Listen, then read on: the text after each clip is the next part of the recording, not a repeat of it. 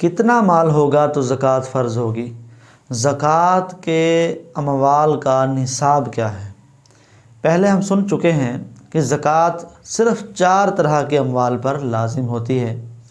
Number 1 सोना, number 2 चांदी, number 3 currency या प्राइस बॉन्ड और नंबर 4 माल तिजारत।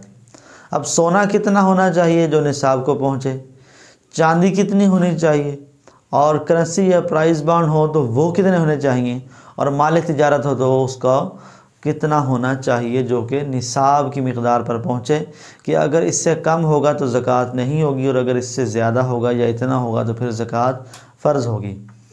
तो याद रखिए कि हदीस मुबारका में जो सोने की मिक़दार निसाब के हवाले से बयान की गई है वो है 20 दीनार, जिसको तोले के हिसाब से अगर शुमार किया जाए तो वो 7.5 तोले 7.5 तोला जो है ये बनता है। और आजकल तोले की बजाय ग्राम्स में तोला जाता है तो वो बनता है 87.48 ग्राम। और अगर चांदी का हिसाब करें तो चांदी का निसाब जो हदीस मुबारका में बयान किया गया वो है 200 दिरहम। और अगर हम इसे तोले के हिसाब से देखें तो ये 52.5 तोले 52.5 तोला जो है ये बनती है चांदी। और अगर इसे ग्राम्स के हिसाब से देखा जाए तो 612.36 ग्राम ये चांदी होनी चाहिए।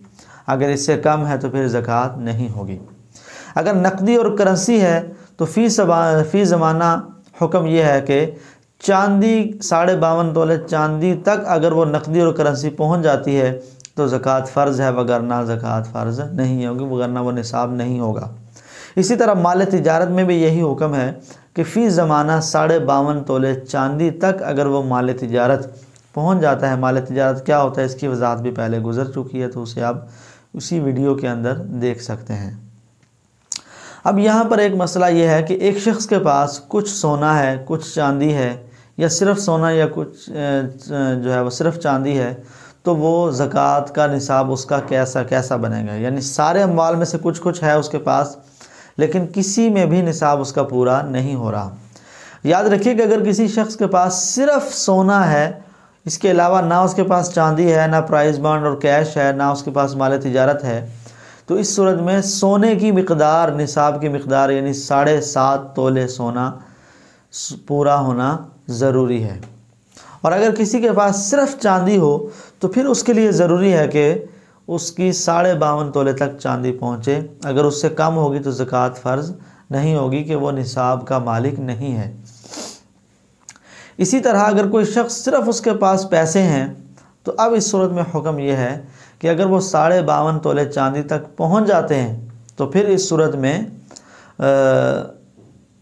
उसका रेट जो है चांदी के हिसाब से किया जाएगा। अगर 52.5 तोले चांदी तक पहुंच जाता है तो फिर वो मालिक निसाब है, वगरना नहीं।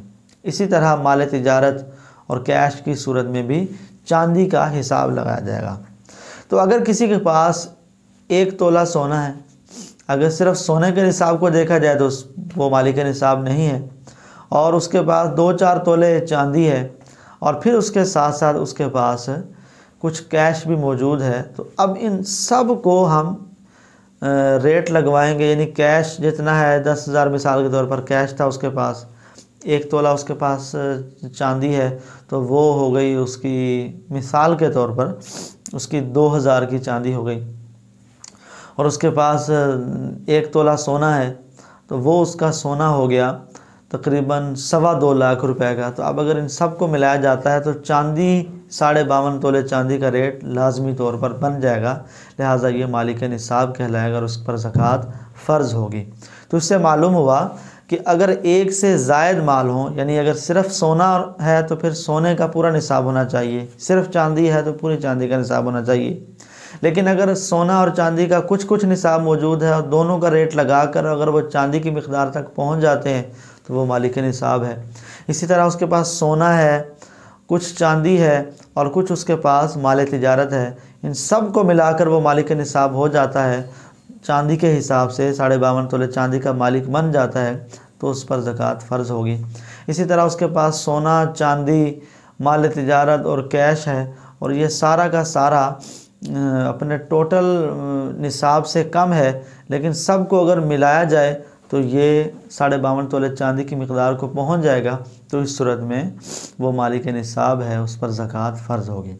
तो उम्मीद है कि आपको निसाब ज़कात का ये समझ आ गया होगा। मज़ीद अगर आप पूछना चाहें तो आप कमेंट करके पूछ सकते हैं।